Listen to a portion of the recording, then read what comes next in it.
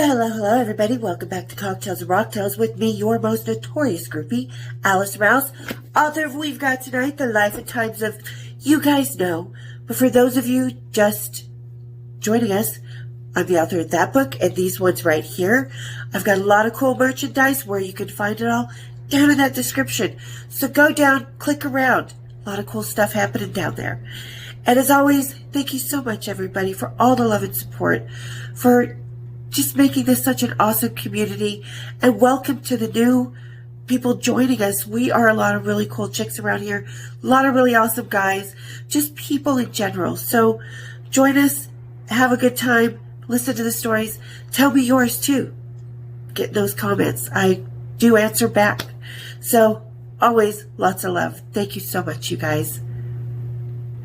And today on Cocktails and Rocktails, we are going back to the 80s, to a beautiful time in heavy metal.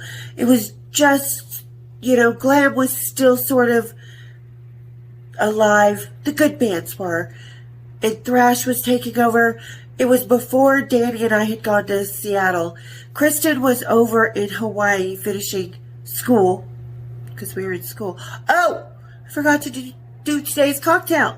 Snowy day here in Utah, so I'm going to be doing one of my favorites, hot chocolate spiked with a little bit of Frangelico for that nice hazelnutty.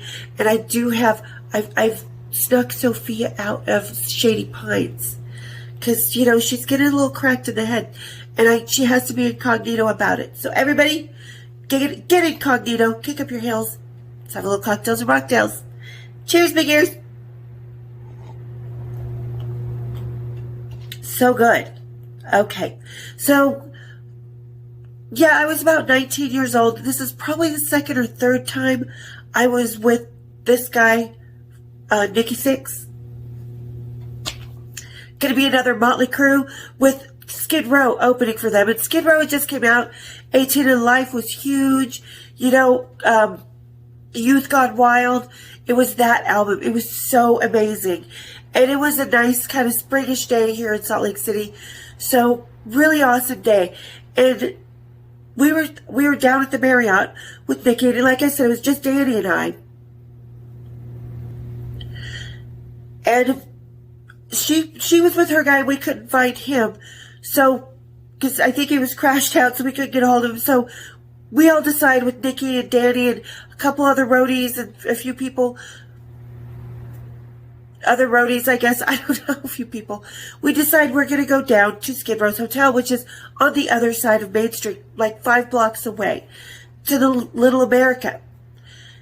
So we go down, and we're just, we're drinking in the streets, doing whatever the fuck we're doing, just carousing down, like a herd of roadie. That's what you call multiple roadies, roadie.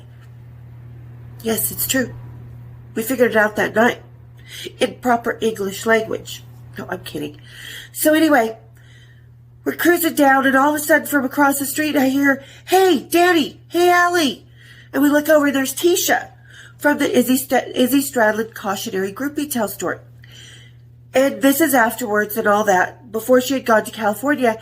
She's with some girl that had these, she was really pretty, but you could tell she was messed up, kind of junky type.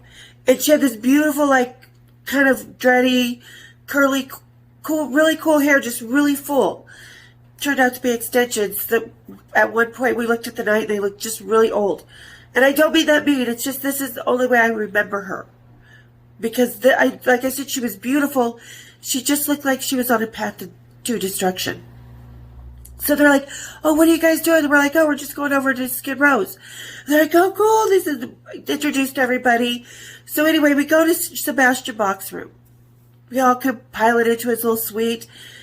And kid you not, you walk in and the hotel table, biggest pile of Lars Ulrich's favorite 80s flavor. I mean, and I've seen a lot because I've seen Lars's piles of that stuff. But I was not prepared to see this pile. It looked like the Smurfs could ski down that. And somebody's nose was already skiing in it. Oh, God, that's right.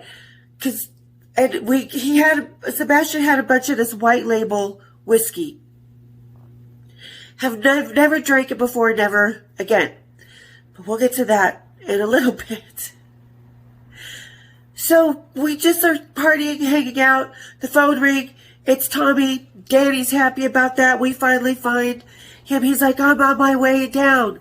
So Tommy comes down and we're just carousing. The security's knocking on the door. You guys need to keep it down. Yeah, sure. It was the 80s. We could get away with a little carousing because it was rock stars. So nobody actually bothered us. We've heard that in a few of my stories. So now at some point, Sebastian decides, because let me kind of describe Little America, because it was, this grand little hotel and all this stuff, supposed to be really beautiful, more high-end hotel, and it was. And when you pulled into the driveway to the main building, and then over here was some extra outer hotels, rooms and stuff, and a few bands stayed there, like Dangerous Toys, Neil Diamond, that's where he was, and now Skid Row. I think the Bullet Boys were there too. But so when you pull in the driveway, there's this fountain just full of just arches. This big, huge, like half a block fountain that just guides you into the valet area. So Sebastian and Tommy decide, we're all going to go run in that naked. Yeah, naked. And we're just doing shots. And the white label whiskey comes into play later. Boy, does it come back to play. So, no, we're not going to go running in that hotel fountain naked. I wasn't even a stripper yet, so, and this was a little too much for Tisha to kind of handle, because she wasn't really into that. Her friend was taking a real good nosedive on that little hotel table, though. So, we're just drinking, and we are just trashed. Just absolutely trashed. So, time comes, Tommy and I don't know how, but somehow Tommy's down into some underwear. They're talking about it. So Sebastian just strips down. Oh my God, people were running up and down the hallway. That's right. They were running up and down the hallway half naked. And then that's when they were like, okay, time to go. Everybody drop trow. We're all going in the fountain. And only Tommy and Sebastian actually dropped trow. Tommy didn't actually make it out of the hotel. The hallways. He was kind of hanging in the door looking out because you could see the fountain from the end of that part of the building where you came out. There was a glass door. So Sebastian did. But Sebastian, he took off running, and he started splashing in the fountain and woohoo, just going crazy. Tisha's all, oh my God. Her friend's checking out Sebastian's package. Not bad package. Could make a girl happy, I would think. Yeah. So that happened, and then more security comes out. They're like, what do we tell you guys? Blah, blah, blah, blah, blah. Like Charlie Brown's teacher. It was all, because we're just wasted and just drugged. Just, yeah. It was the 80s. Something I didn't do often, but every once in a while. Never did more than 5 times in my life. But anyway. So yeah, we just get trashed. We end up going back to the Marriott, hanging out in one of the extra rooms. Nikki and I take off. We have a really good night. A little bit of, complications because of the pow with the powder. So a little bit of complications, but first thing in the morning, bang, he was back in business. And what a good business it was. So then I go home. And I'm still in a kind of high schoolish and living at my mom's. And Danny comes home with me. And that white label whiskey the morning after was no friend of mine. I am telling you, I was driving that porcelain bus just tossing up the cookies. Tossing that whiskey back to where it needed to go, into the toilet. It was so bad. I do not recommend it. So my mom, being the cool mom that she was such a cool ass mom. Everybody thinks I come from white trash now. I come from a very well put together family. But She's very gracious, very, very calm, very cool. And she saw us just both hurting and hungover, and we still had a show to get to that night, back to the hotel before the show. She goes down to Hardee's and gets us the greasiest burgers and fries and shakes and just, that morning after, what you need to soak up the alcohol food, because we were probably still drunk when we came back to the house. Without a doubt. My poor mom. We put her through so much. And she has 5 kids, 1 boy, 4 girls. So it was us girls who were the kind of wild childs. We each had our turn, and me being the youngest, I didn't have anybody to pass the wild child on to, so I just sort of kept it. I did. But yeah, so that was kind of the wild day. We ate after 1 bite of the hamburger, kind of lost it a little bit, went back to eating and felt better. Danny and I got ready, went back to the show, had a great time. Sebastian was kicked out of Little America later that night for I don't know what. Probably being naked in the hallway.